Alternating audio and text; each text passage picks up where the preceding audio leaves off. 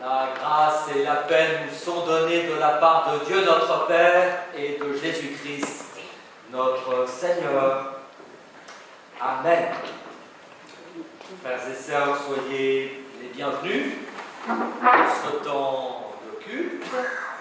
Rappelons-nous cette promesse du Seigneur lui-même. Là où deux ou trois sont rassemblés en mon nom, je suis au milieu d'eux. Et entrons dans cette paix, entrons dans cet amour du Père, entrons dans ce pardon du Maître, et faisons-le maintenant par le chant. Et je vous invite à vous lever pour invoquer la présence de ce Seigneur qui nous réunit.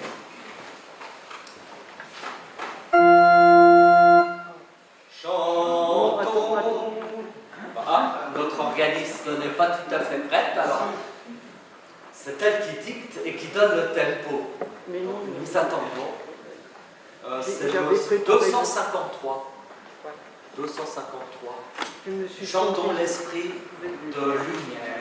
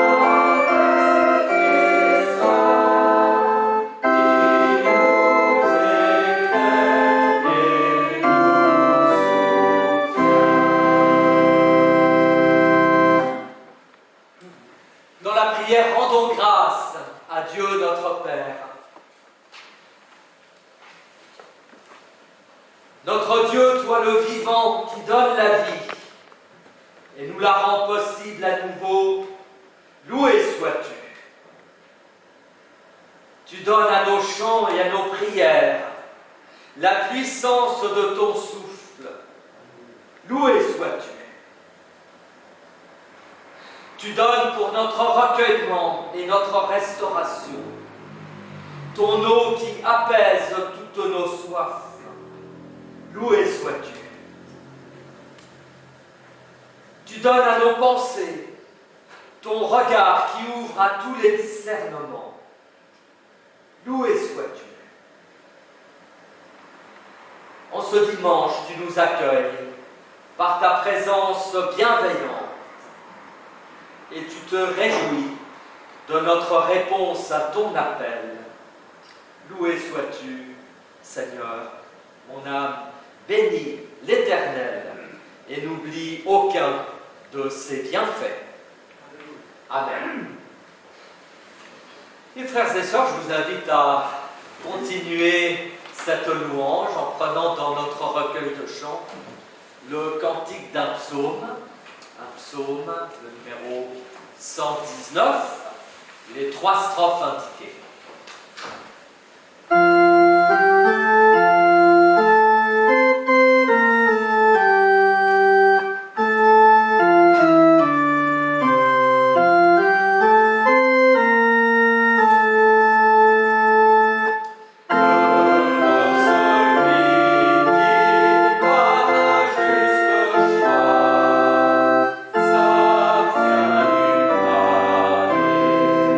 Dans les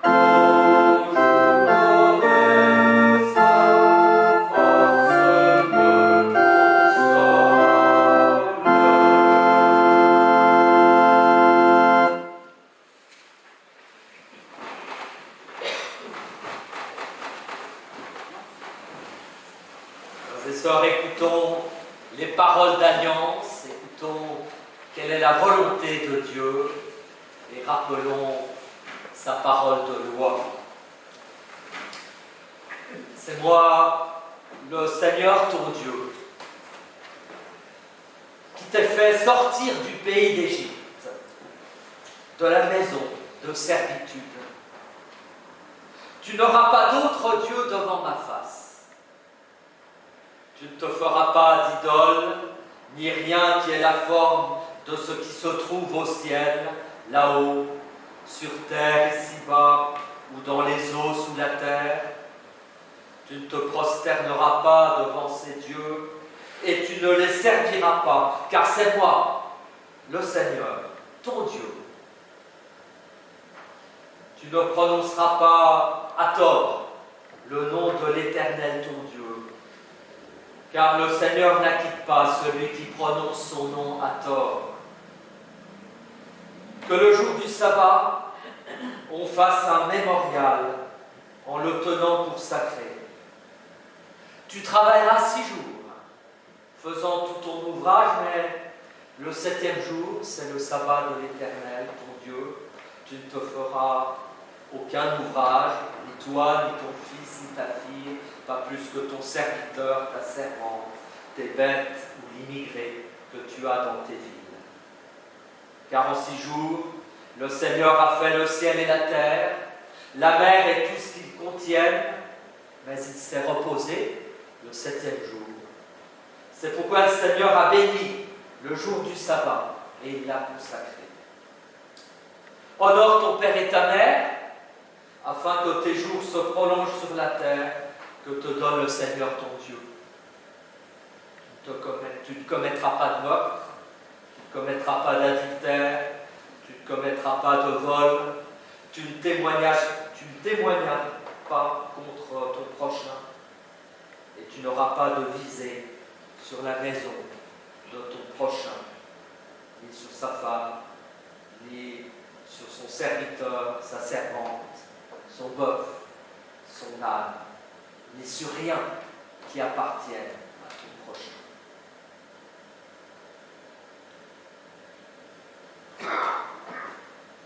Parole du Seigneur, fais cela et tu vivras. Amen.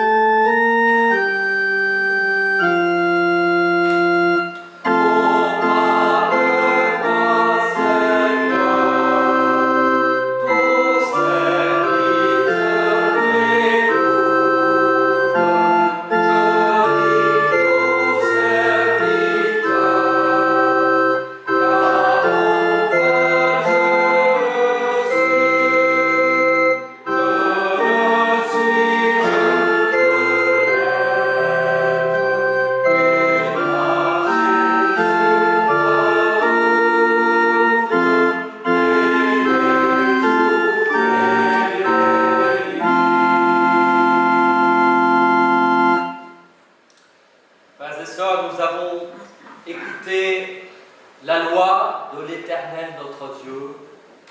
Confessons maintenant notre incapacité de la mettre en pratique et reconnaissons nos torts vis-à-vis de cette parole que nous venons d'entendre. Prions. Notre Dieu, toi le vivant, tu nous as appelés à être témoins de la lumière, serviteurs de ta parole. Mais nous voulons confesser devant toi, maintenant, combien nous avons vécu cette semaine, loin de toi, loin de tes exigences. Oui, pardonne nos jours sans toi, nos jours sans loi, nos jours sans foi.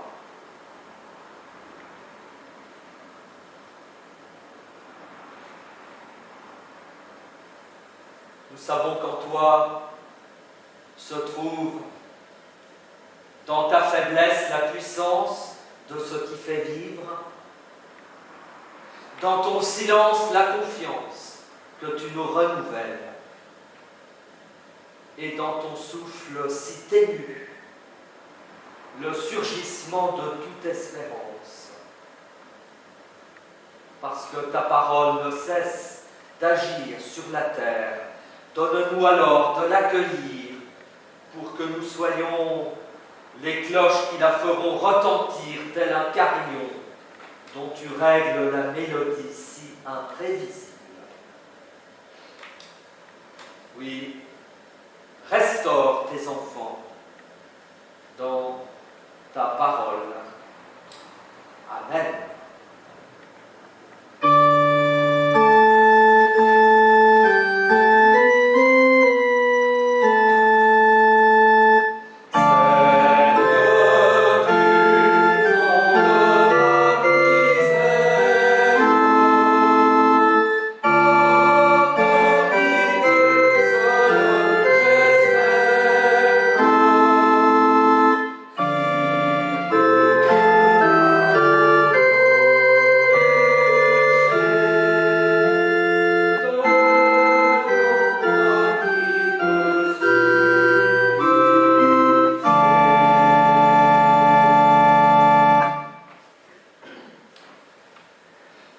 Frères et sœurs, à notre prière de repentance, Dieu répond par sa parole de grâce. Et pour entendre l'annonce du pardon, je vous invite à vous lever.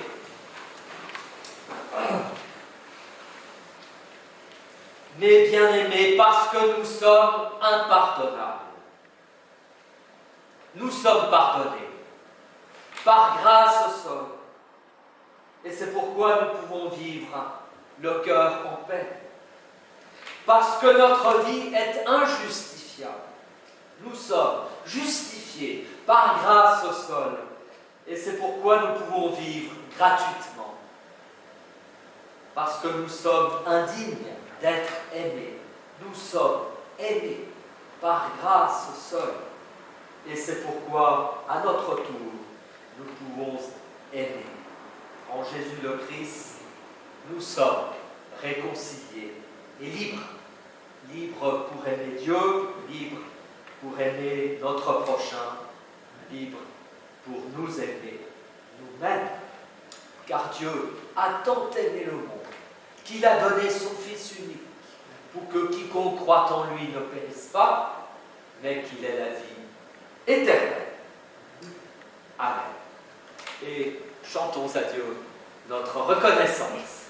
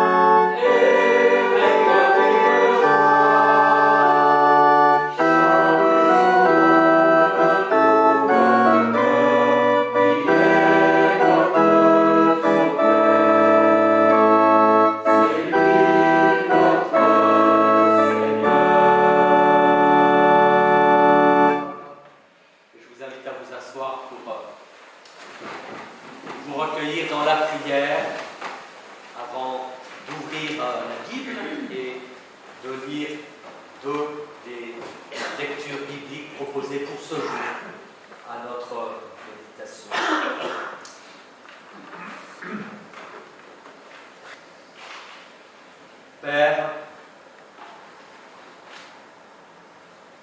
nous voulons d'abord te rendre grâce de nous avoir réunis ce matin en ta présence pour nous faire entendre ta parole.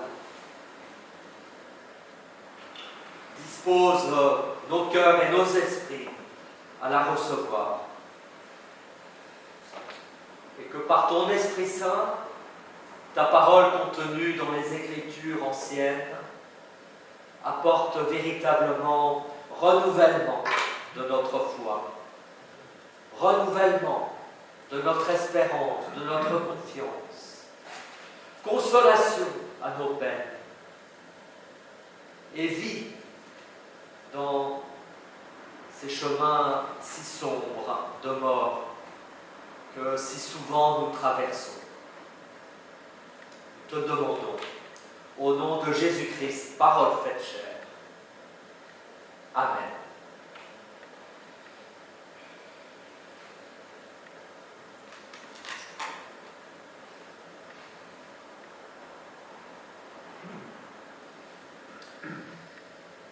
Je lirai d'abord le psaume du jour, qui n'est pas le psaume que nous avons chanté, mais qui est le psaume 19e.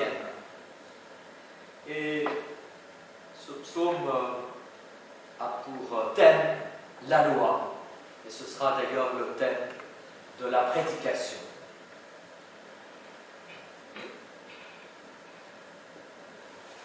Je lirai à partir du verset 8. La loi de l'Éternel est parfaite. Elle restaure l'âme. Le témoignage de l'Éternel est véritable. Il rend sage l'ignorant. Les ordonnances de l'Éternel sont droites, elles réjouissent le cœur. Les commandements de l'Éternel sont purs, ils éclairent les yeux. La crainte de l'Éternel est pure, elle subsiste à toujours. Et les jugements de l'Éternel sont vrais, ils sont tous justes, ils sont plus précieux que l'or, que beaucoup d'or fin. Ils sont plus doux que le miel, que celui qui coule des rayons. Et ton serviteur aussi en reçoit instruction. Pour qui les observe, la récompense est grande. Et pour qui les connaît, il ne connaît pas l'égarement. Préserve aussi ton serviteur des orgueilleux, ô Éternel, qui ne domine point sur moi, alors je serai intègre, innocent, et reçois favorablement les paroles de ma bouche et les sentiments de mon cœur. Ô Éternel, toi qui es mon rocher et mon libérateur.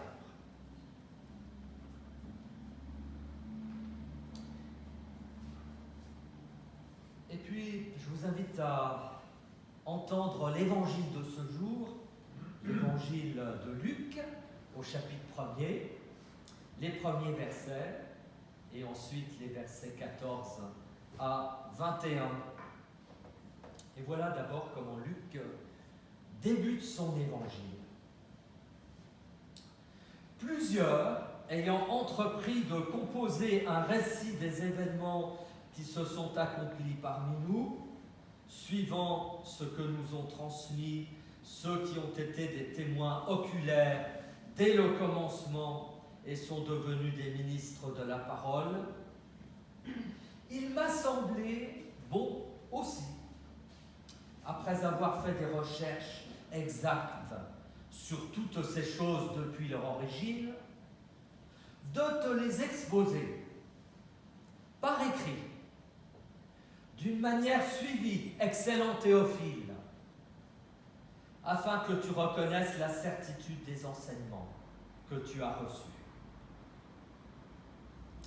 Et Luc poursuit au verset 14. Ce sera pour toi un sujet de joie, un sujet d'allégresse, et plusieurs se réjouiront de sa naissance, car il sera grand devant le Seigneur. Il ne boira ni vin ni liqueur, il sera rempli de l'Esprit Saint dès le sein de sa mère. Il ramènera plusieurs des fils d'Israël au Seigneur leur Dieu. Il marchera devant Dieu avec l'Esprit et la puissance d'Élie pour ramener les cœurs des pères vers les enfants et les rebelles à la sagesse des justes, afin de préparer au Seigneur un peuple bien disposé. À quoi reconnaîtrais-je cela? Demande Zacharie à l'ange. Car je suis vieux.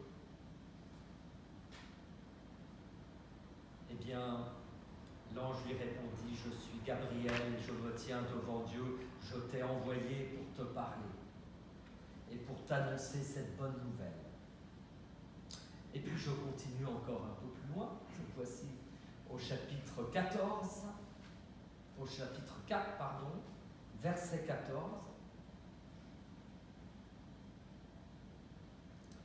Et Jésus vint, revêtu de la puissance de l'Esprit, et retourna en Galilée, et sa renommée se répandit dans tout le pays d'alentour. Et il enseignait dans les synagogues, et il était glorifié par tous, et il se rendit à Nazareth, où il avait été élevé, et selon sa coutume, il entra dans la synagogue le jour du sabbat, et il se leva pour faire la lecture, et on lui remit le livre du prophète Ésaïe. Et l'ayant déroulé, il trouva l'endroit où il était écrit « L'Esprit du Seigneur est sur moi, parce qu'il m'a oint pour annoncer une bonne nouvelle aux pauvres. Il m'a envoyé pour guérir ceux qui ont le cœur brisé, pour proclamer aux captifs la délivrance, aux aveugles le recouvrement de la vue, pour renvoyer libres les opprimés, pour publier une année de grâce du Seigneur. » Et ensuite, Jésus roula le livre, le remit au serviteur et s'assit. Tous ceux qui se trouvaient dans la synagogue avaient les regards fixés sur lui. Alors il commença à leur dire « Aujourd'hui, cette parole de l'Écriture est accomplie. » Parole du Seigneur. Amen.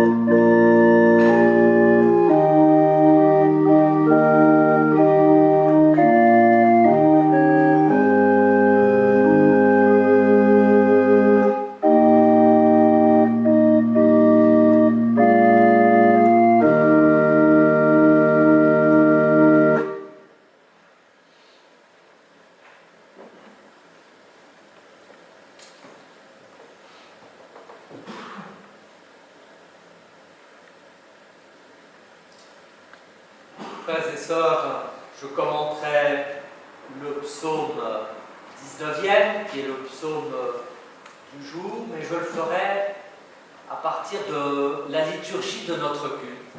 Alors, je ne sais pas si vous le savez, mais les églises de la Réforme, et en particulier l'Église réformée, notre Église protestante unie de France aujourd'hui, a cette particularité qui est unique parmi, je crois, toutes les églises chrétiennes, cette particularité d'avoir inséré dans la liturgie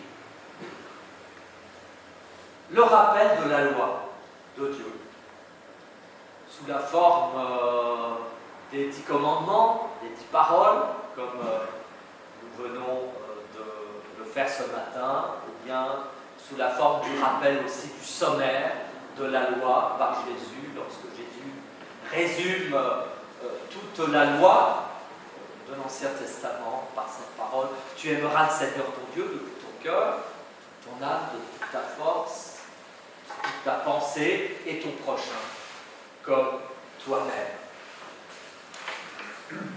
Et c'est donc l'occasion pour nous de réfléchir à la loi et en particulier à sa place dans le culte. Parce que selon les églises de tradition luthérienne ou de tradition réformée calviniste, eh bien, la place de la loi est différente.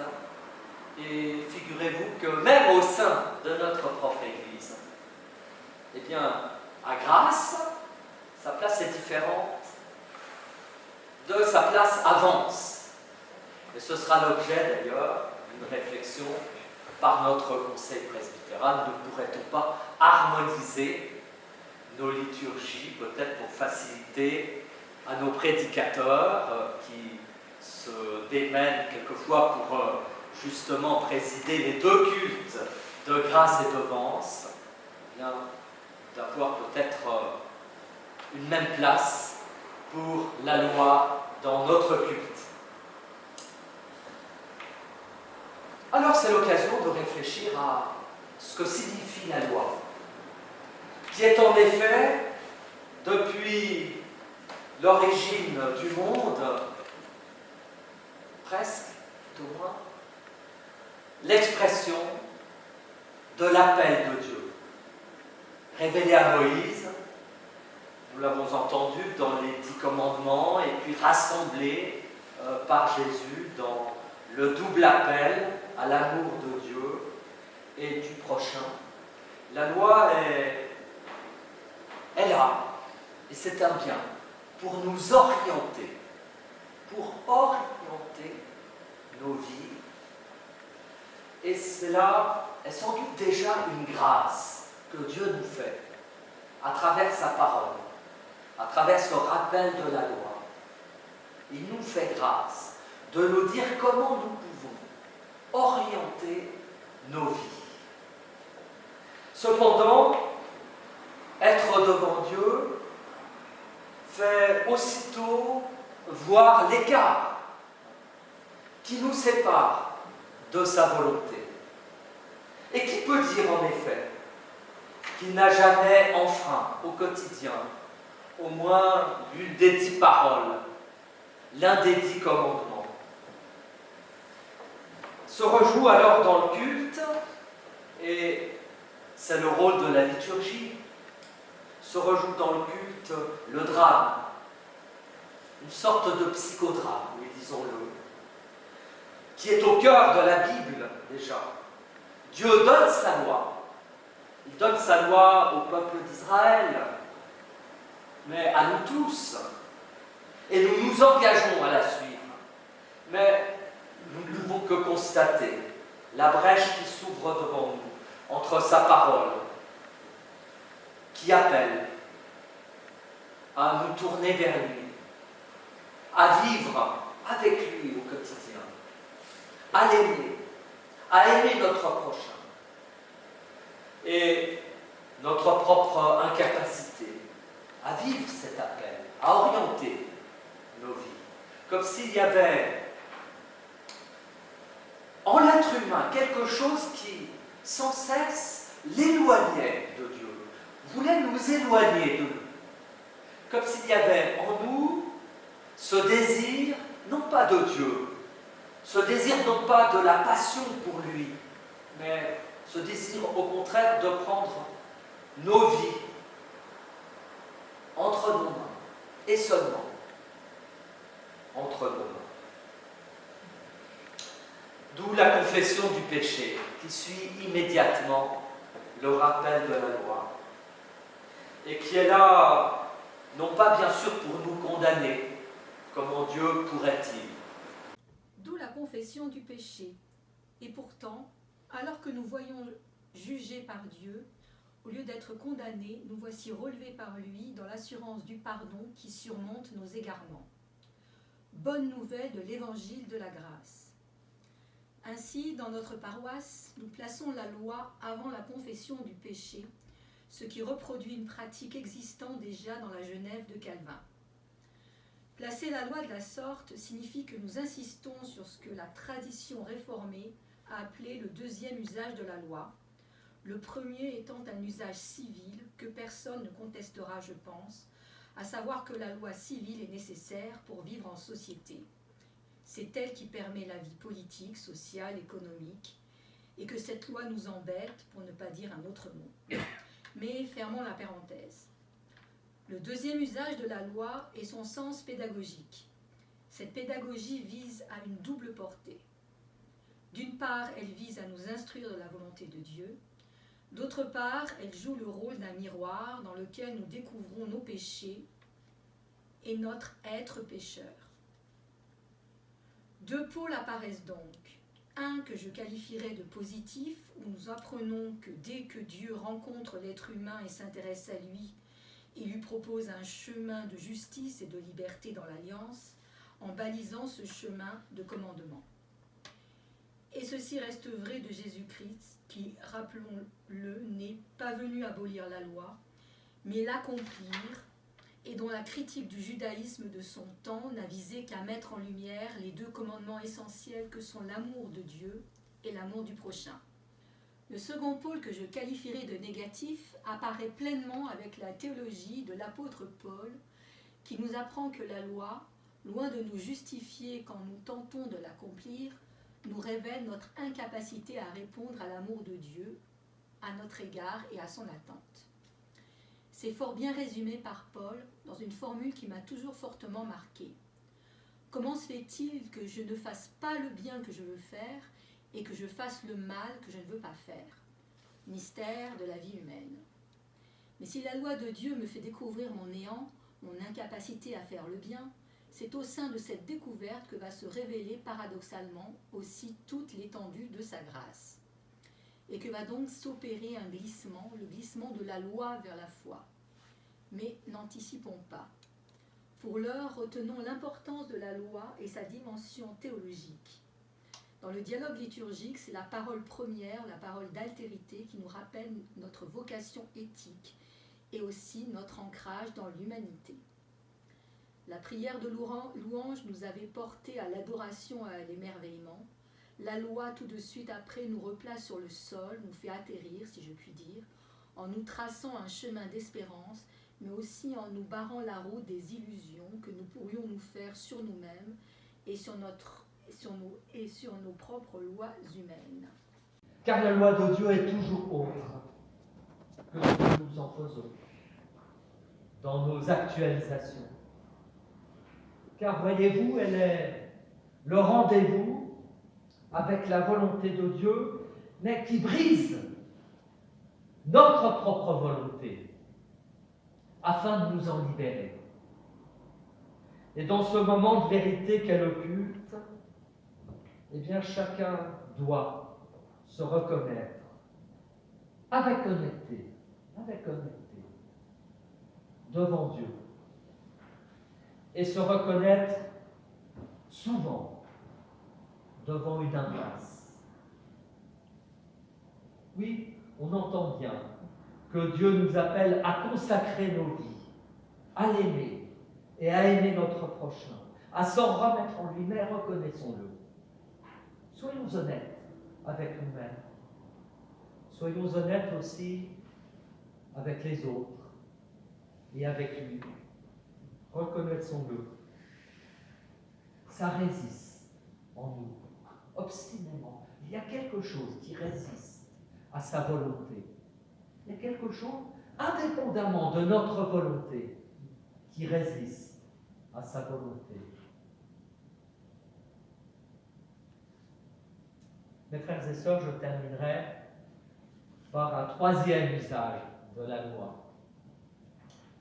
Après la loi civile, à laquelle nous devons bon an, mal an nous soumettre, même si elle ne nous plaît guère, c'est quand même ça qui nous permet de vivre en société, en bonne intelligence les uns avec les autres. Après, le deuxième usage de la loi, qui est la loi pédagogue qui révèle notre péché.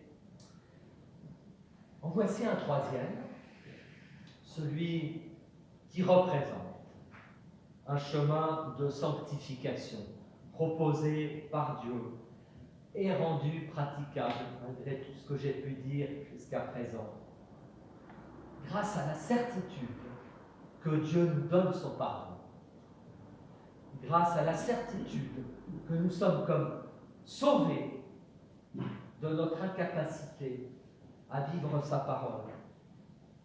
Et voilà pourquoi cette loi apparaît, ou devrait apparaître, après l'annonce du pardon.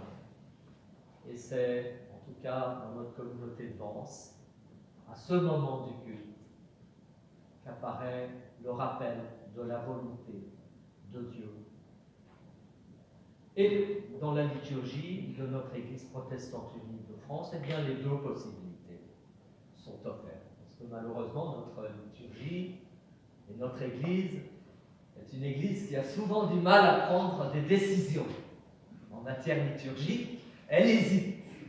Et notre Conseil presbytéral de grâce hésite aussi. Que faire? Que faire? Que faire à ce sujet? Eh bien, pour l'heure, retenons que la place de la loi après l'annonce de la grâce est tout aussi justifiée que l'autre usage. Pourquoi, frères et sœurs? Pourquoi? Eh bien parce que restauré, oui, remis debout par la grâce de Dieu, pardonné par notre Dieu, le croyant est, je le dis, allez, repris en Dieu, repris dans l'alliance. Et à nouveau, il entend Dieu lui souffler à l'oreille. Aime-moi comme je t'aime, moi. Et par ces mots, Dieu n'attend pas de contrepartie de notre part, bien sûr. Tout ce qu'il cherche est que nous puissions vivre, en dépit de notre incapacité à vivre sa parole, que nous puissions vivre heureux, se sachant graciés, se sachant pardonnés, et bouleversés par Dieu qui s'est donné. Le croyant pardonné ne désire alors rien d'autre que de rester dans cet amour, de s'y conformer. Et dans la reconnaissance, il veut, par une décision claire et libre, acquiescer à Dieu qui s'est lié à lui. Haut, certes, à sa mesure, selon ses moyens, à notre niveau d'être humain, tel que nous sommes. Mais c'est alors, frères et sœurs, que nous recevons à nouveau la loi, comme une parole neuve qui dit comment rendre grâce à Dieu, comment lui dire la joie qu'il y a à habiter dans notre monde, à l'aimer et à aimer notre prochain. Et cette fois, la loi, vous l'avez compris, n'est plus accusatrice, elle n'est plus pour usage de dénoncer notre péché, mais elle est là, j'ai envie de dire, pour nous entraîner, vraiment, pour nous entraîner dans la joie, pour nous entraîner dans une familiarité de plus en plus grande, et avec Dieu, en se laissant exhorter, façonner, à l'image de sa parole qui veut nous façonner et qui veut faire de nous des êtres vivants, capables, à notre tour, d'aimer. Et peu à peu, c'est mon espérance, c'est surtout celle de Dieu, peu à peu, nous nous laissons modeler par le sculpteur qu'est le Seigneur, et mettant sa main sur nous, il nous conduit là où il veut nous conduire. Alors voilà pourquoi, avec le psaume 119, que nous avons chanté au début de ce culte, nous pouvons dire heureux, oui heureux, ceux qui marchent selon la loi du Seigneur. Et encore avec le psaume 19e que nous avons lu, ta loi, Seigneur, est juste et parfaite. Amen.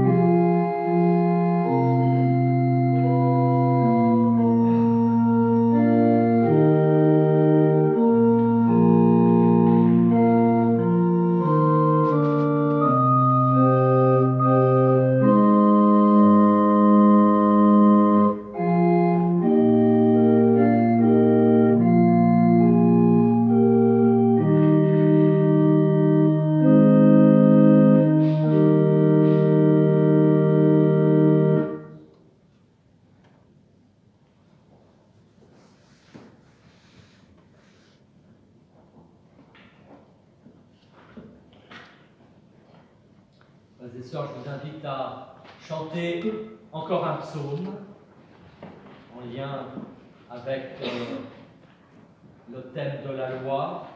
Certains diront que 2 psaumes de la Réforme, c'est beaucoup dans un même culte. Mais écoutez, pour une fois, nous en chantons 2, ils sont beaux, et ce sont des paroles d'après le psaume 130, mis en vers par Clément Marot, le grand poète du XVIe siècle, et mis en musique par l'autre grand musicien du XVIe siècle, qu'est Claude Boudimel. Alors je vous invite à prendre les 4 strophes de ce psaume 130.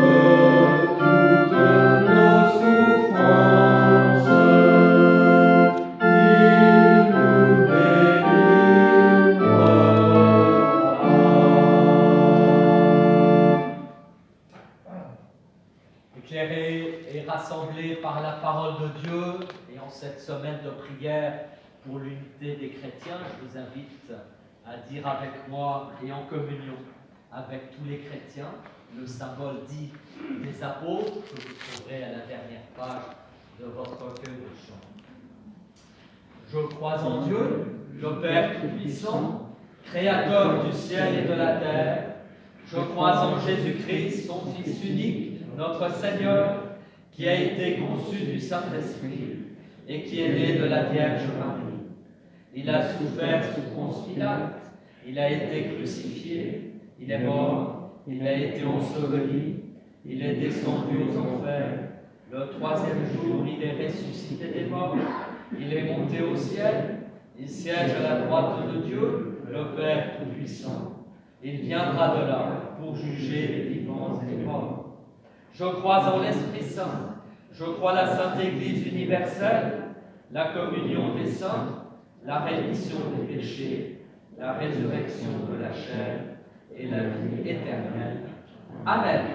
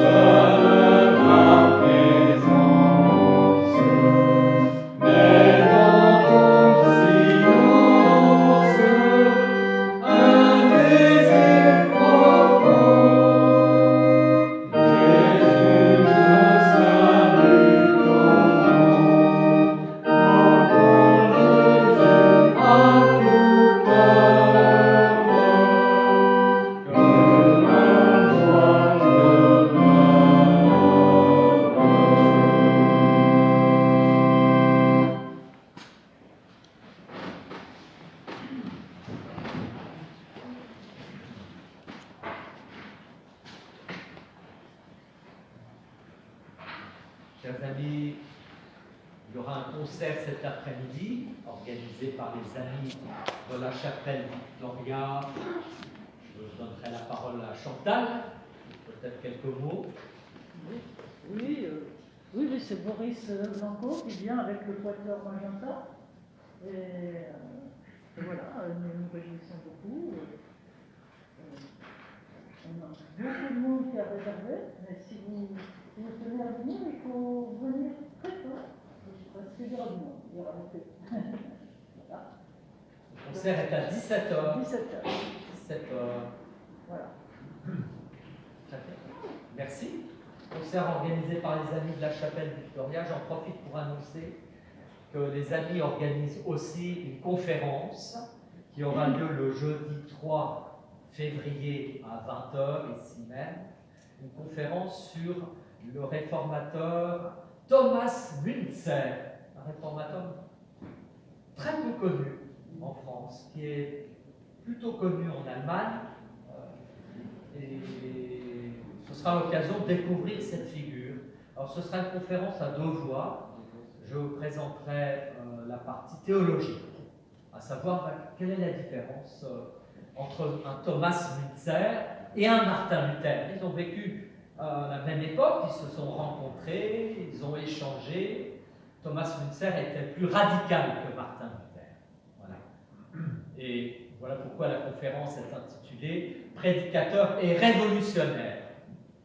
Il voulait instaurer le royaume de Dieu sur terre. Pourquoi pas? Pourquoi pas, après tout?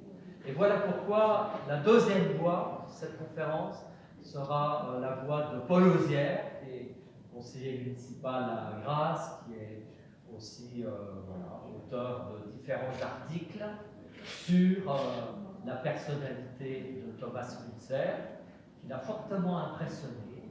Et il en parlera en tant que militant, si je puis dire, de gauche, et combien Thomas Müntzer a influencé considérablement,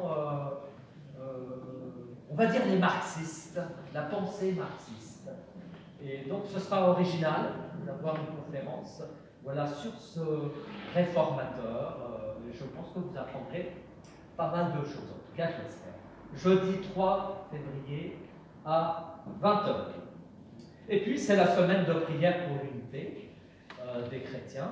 Voilà, je sais que certains sont avec nous, certains catholiques sont avec nous de Sophia, et je voudrais encore vous remercier, remercier la paroisse de Sophia Antipolis qui m'a accueilli, aussi un certain nombre de paroissiens de Grasse, de Vence et d'Antibes. On était, je crois, une bonne douzaine ou une quinzaine à avoir fait le déplacement à la messe du samedi soir et j'avais été invité à prêcher. Et merci vraiment de l'accueil très chaleureux de cette communauté voilà, à cette occasion. Alors la semaine de prière se poursuit.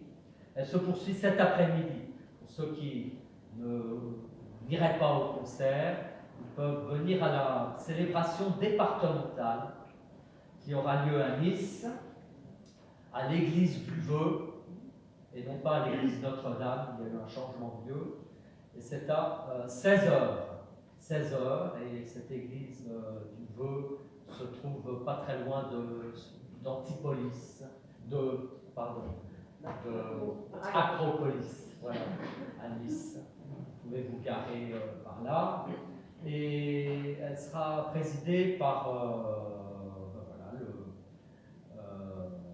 les représentants des différentes églises et communautés chrétiennes de la Côte d'Azur.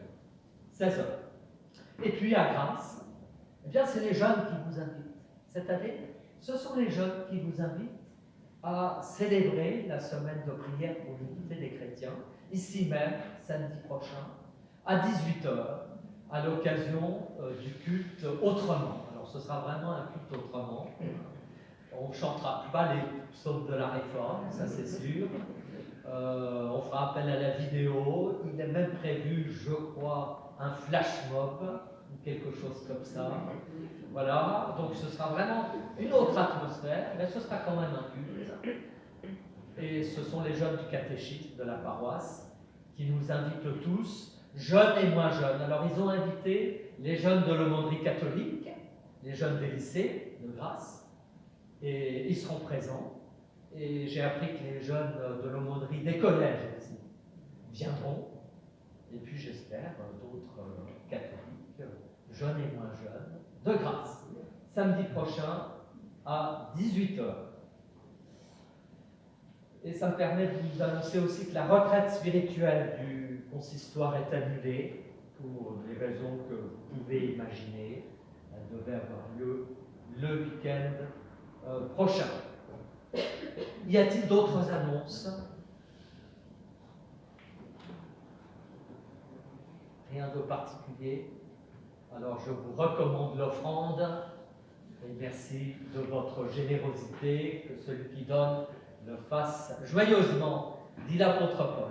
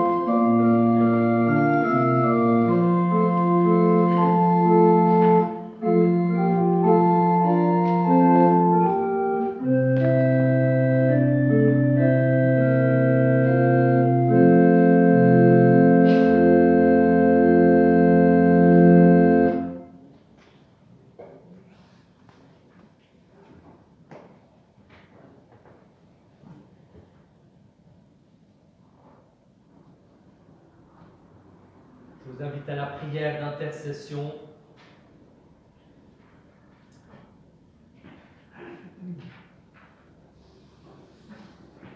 Notre Dieu, toi le vivant, ta parole nous a redit ton amour pour ce monde.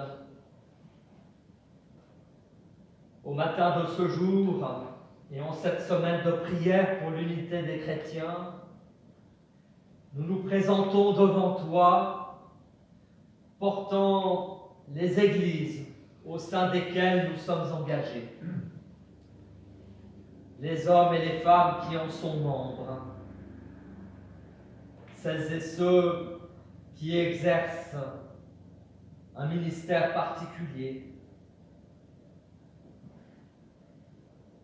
Les enfants, les jeunes, dont on nous a confié la catéchèse.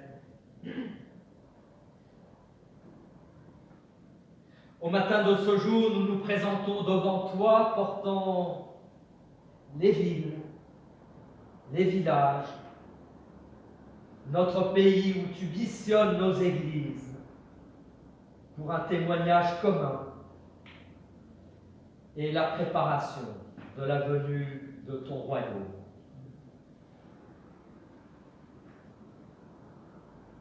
Dans notre prière, nous pensons plus particulièrement aux malades, aux personnes qui traversent un deuil, aux détenus de la maison d'arrêt de grâce, à tous ceux qui désespèrent,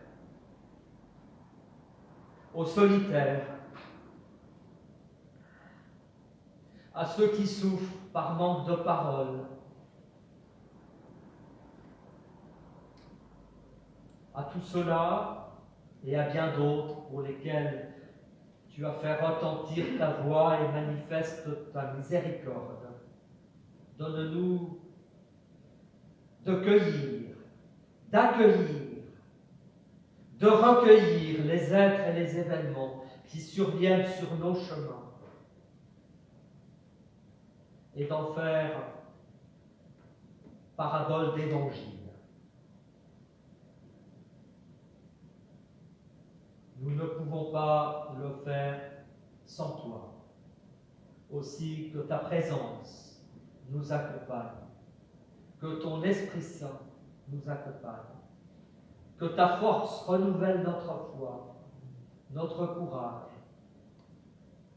que ta paix soit avec chacun d'entre nous.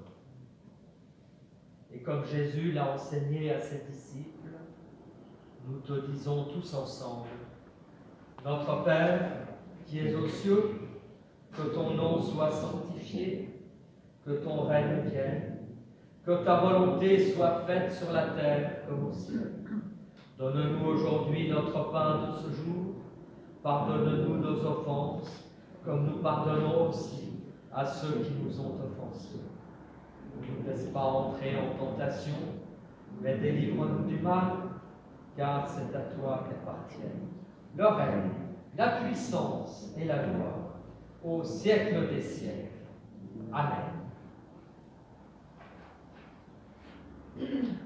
Cantique 425 consacre à ton service.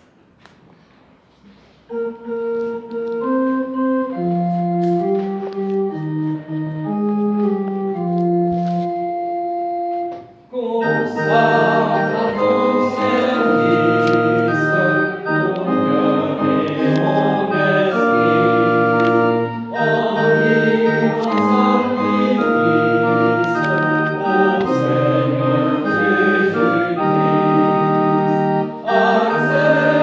mon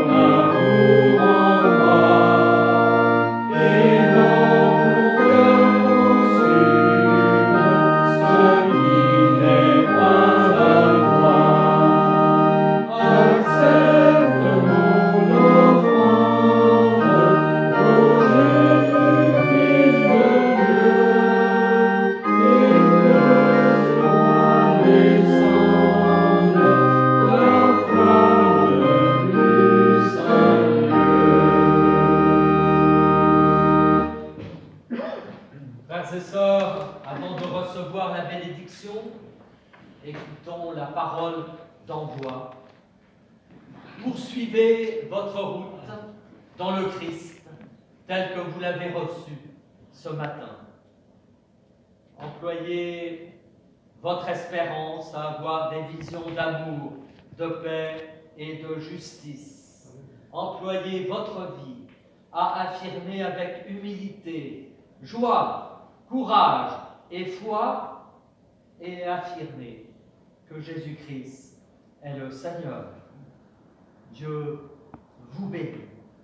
Que la paix de Dieu, qui dépasse infiniment tout ce qu'on peut comprendre et imaginer, garde vos cœurs et vos pensées en Jésus-Christ, notre Seigneur. Amen.